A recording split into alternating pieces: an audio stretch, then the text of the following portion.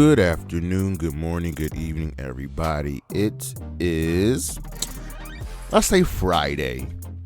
Yeah, Friday, October 4th, and you know what that means. It is time for the High Risk Wrestling Podcast. Check out the socials, Charismatic Creations on Facebook and YouTube, Charismatic_Creations52 on Instagram, and of course the 215 on Twitter.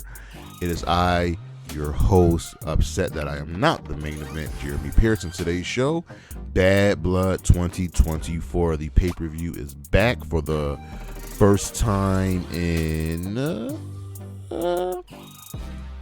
20 years. Wow. But we're going to take a look at today's show. Look at the pay-per-view predictions, all of that good jazz. But for now, you know what's next, so just go on and hit my music.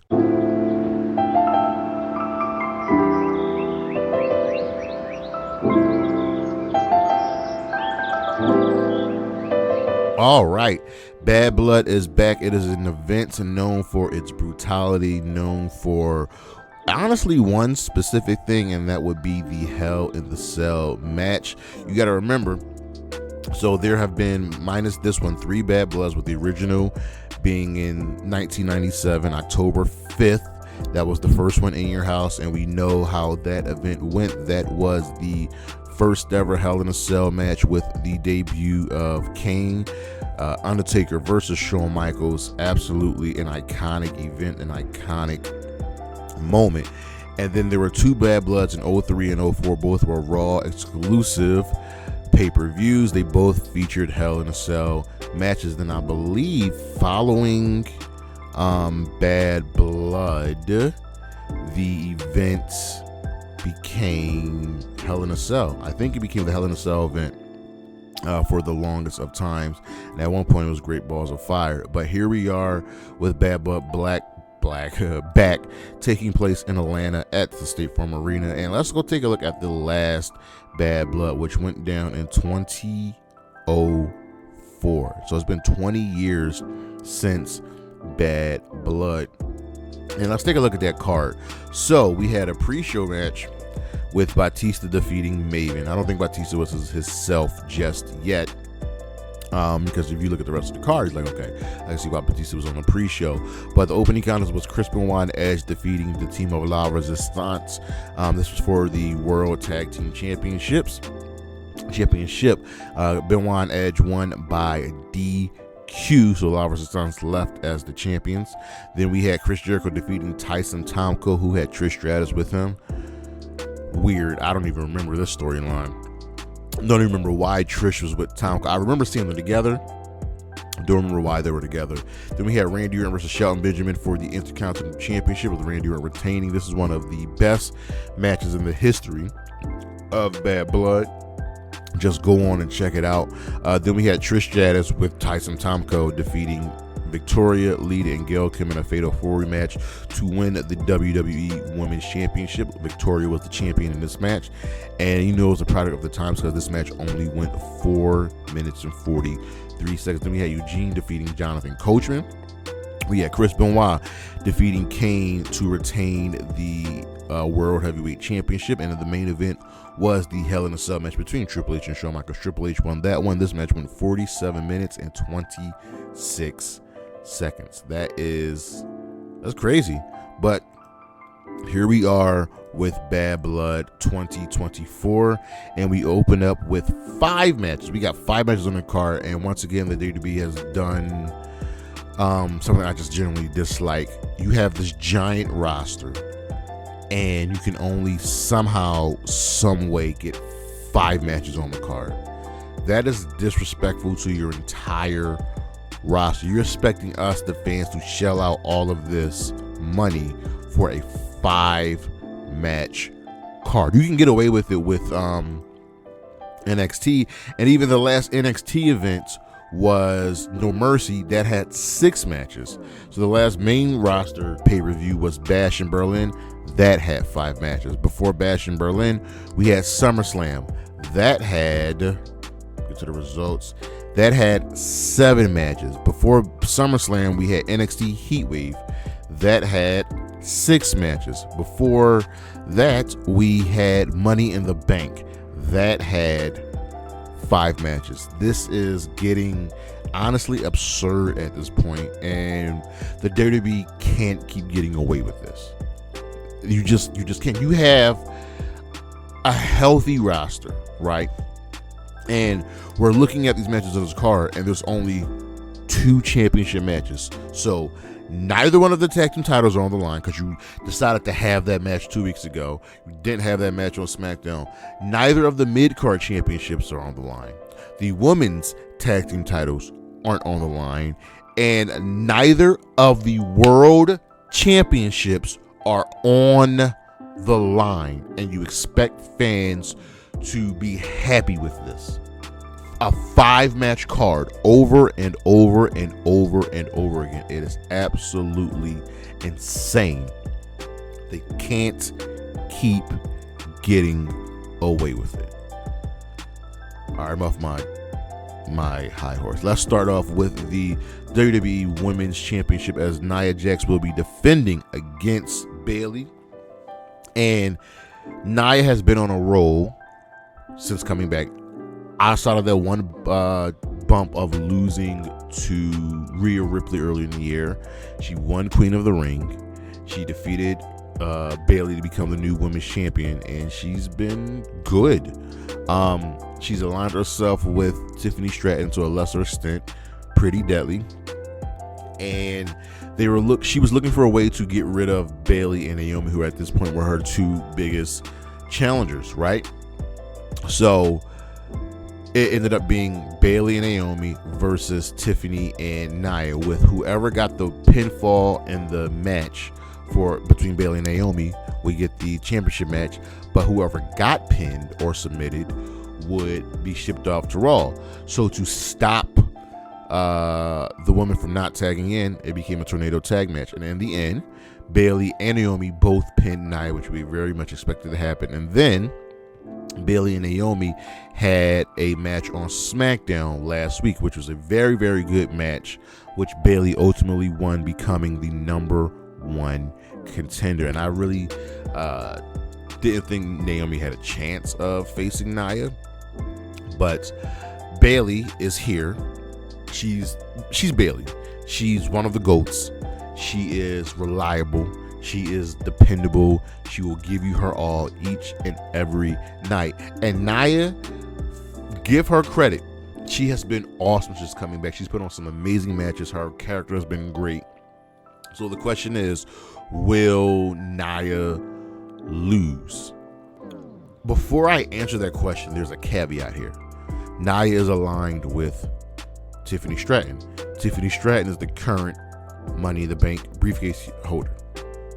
Nia threatened Tiffany this past week on SmackDown. Threatened her and said, yo, why couldn't we get it done last week? Now this is a problem. You better get this together. As Nia left, Tiffany had this look on her face. She was not happy about that. It is an inevitability that Tiffany Stratton will become women's champion. Not a matter of if, but when. So the question is always, with Money in the Bank, will the holder come and steal the championship? I expect Bayley, I expect Nia to put on a fantastic, fantastic match. I also expect Nia to win. There are just no ifs, ands, or buts about it. I expect Nia to win, and I don't think Tiffany Stratton is cashing in just yet. There might be a tease, but she's not cashing in. So take Nia Jax to leave as your women's champion. Then we have, coming up after that, Damian Priest versus Finn Balor. And this is a continuation of the Judgment Day feud. You know what I mean? So how is this one breaking down? Former Judgment Day teammates will finally go one-on-one, right? And this could also be a Hell in a Cell match, but don't devalue that match. The Judgment Day were very, very successful, capturing the Raw, SmackDown Tag Team titles twice, cementing themselves as a force. But then the group imploded at SummerSlam when Dirty Dom turned on Rhea during her championship match against Liv, and then Balor cost Damian Priest the world title against Gunther.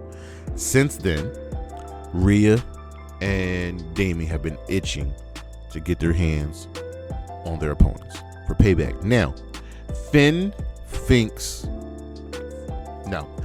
believes Damian did this to himself because, and he makes a great point, Finn Balor should be world champion. Finn Balor had a match at SummerSlam of 2023 against Seth Rollins, and Damian Priest messed up, and Finn should be world champion. But Finn never showed that he was angry on the surface. He just waited and he bided his time, and he ultimately cost Damian Priest his World Heavyweight Championship. Priest is just angry, like, yo, you couldn't just talk this out with me. As a man, we could have handled this. We're supposed to be family, we're supposed to be boys, and here you are costing me what I worked so hard for.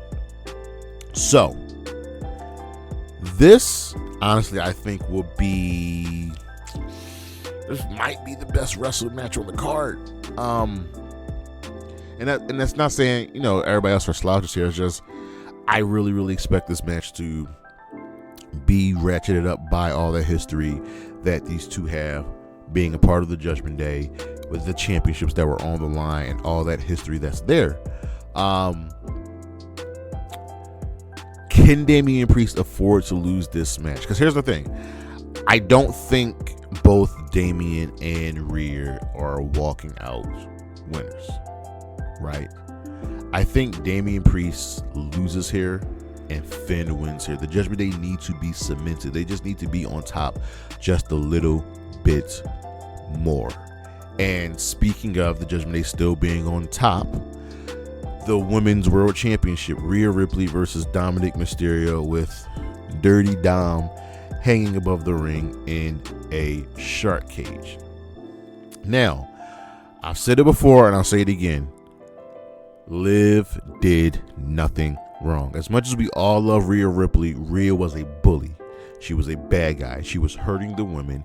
And honestly, she got what was coming to her. She just did.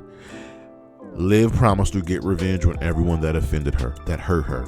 She got Rhea out here with an injury. She took the women's championship from Becky. She then took Rhea's boyfriend and beat her. So Liv has promised and kept those promises. Now, Dirty Dom is where this all gets convoluted because he's just a dumbass, but I love it. And yes, he actually been involved in all of the Women's World Championship matches, from Liv versus Becky at King and Queen of the Ring to the SummerSlam match. And ultimately, he left Rhea for Liv. So now Rhea, along with her fellow Terror twin Damian Priest, are looking for revenge on who offended them. Dom being above the shark cage means nothing because at some point he will get out of the shark cage. And they're telling us that he's claustrophobic. They never really built on that. Like, we know R-Truth is afraid of heights with ladders.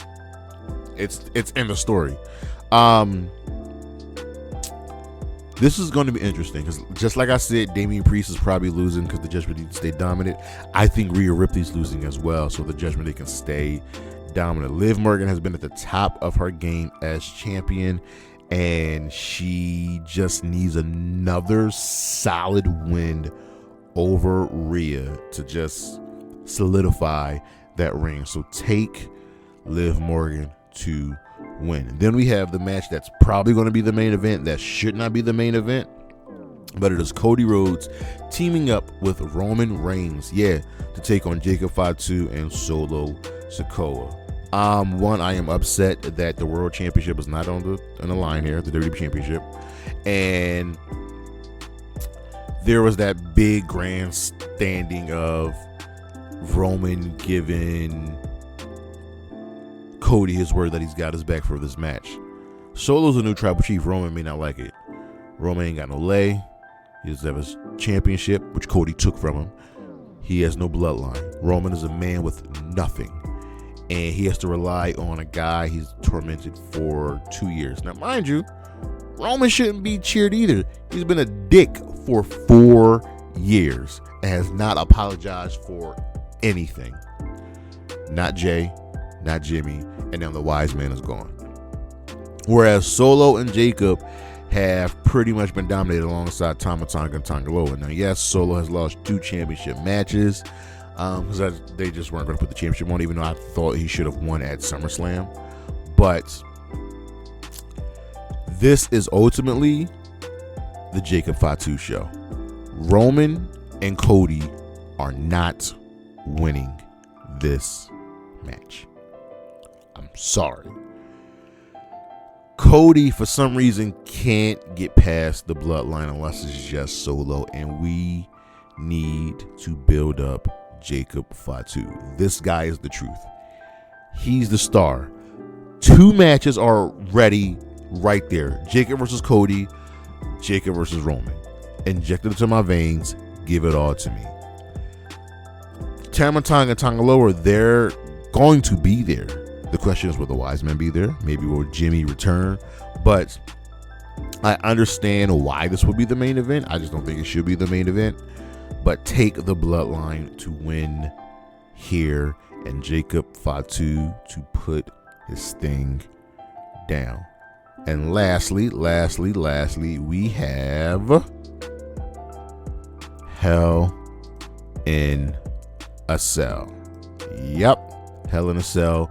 Drew McIntyre, CM Punk. I very much believe this match should be the main event.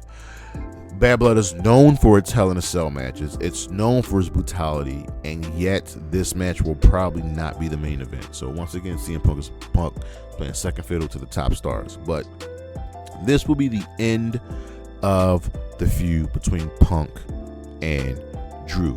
Now, Punk got injured at the Rumble. Drew said he prayed for this and mercilessly mocked Punk.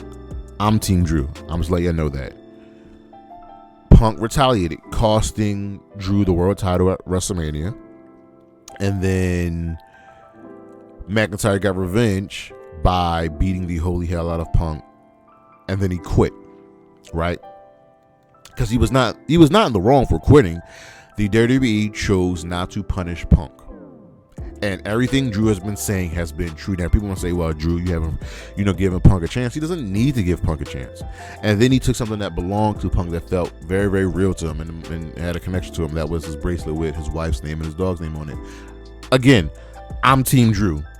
I'm letting you know where I'm leaning right now. I am biased. Drew went on to win Money in the Bank, and guess what? Punk cost him that as well. So this is it. Then we had a strap match, which Punk won. Whatever. Drew said he was not done. You think he was going to win by beating me in a strap match? So here we are, Hell in a Cell. This is it. And we haven't had the match. Let me see something. We haven't had the match in... When's the last Hell in a Cell match? We had one last year. Okay. So we only had one last year. We've had 1, 2... Oh my God, we had 3. Oh my God, we had 4... We have 4 Hell in a Cell matches in 2021. Now, yes, that was during the pandemic. I get it. 4 Hell in a Cell matches, but it feels like this is a big deal once again with the Hell in a Cell match. This feud has to end, and the question is, where do they pivot? Because do you pivot back to Seth versus Punk? Do you pivot to Drew? How does that work out? This is going to be very, very good. It's going to be intense. It's going to be brutal. It's going to be bloody. It's got to be bloody. The name of the event is called Bad Blood. Punk can't win here. I understand it's a big name, but he can't win. This is all about Drew. Drew has to come out of this on the better side. He's got to come out here as the star. Plain and simple. For that matter, I'm taking Drew McIntyre to defeat CM Punk in the Hell in a Cell match. So once again, let's go over the results, who I think will win. Nia retains against Bayley. Finn defeats Damian Priest. Liv defeats Rhea. Solo and Jacob defeats Roman and Solo. And Drew McIntyre beats Punk. Wait a minute, did I just... I think I just picked all the heels to win. You know what? I'm going to ride out with it. All the heels are winning. All of the bad guys are winning. But if any face will win, it'll either be Rhea or Roman and Cody. But that's our show. Thank you for listening. Thank you for watching. Check out the screen right now. Coming up, we've got So Let's Talk About It. We've got another show. We've got some lists. We got a bunch of stuff going down on the channel. Don't forget to check out the 31 Days of Halloween on the Instagram page. Check out the socials as well. Charismatic Creations on Facebook and YouTube. Charismatic_Creations52 on Instagram. And, of course, the 215 on Twitter. And as always, Anna J, Willow Nightingale, Chris Statlander, Gigi Dolan, Isla Dawn, and Bayley. Holla at your boy. Peace.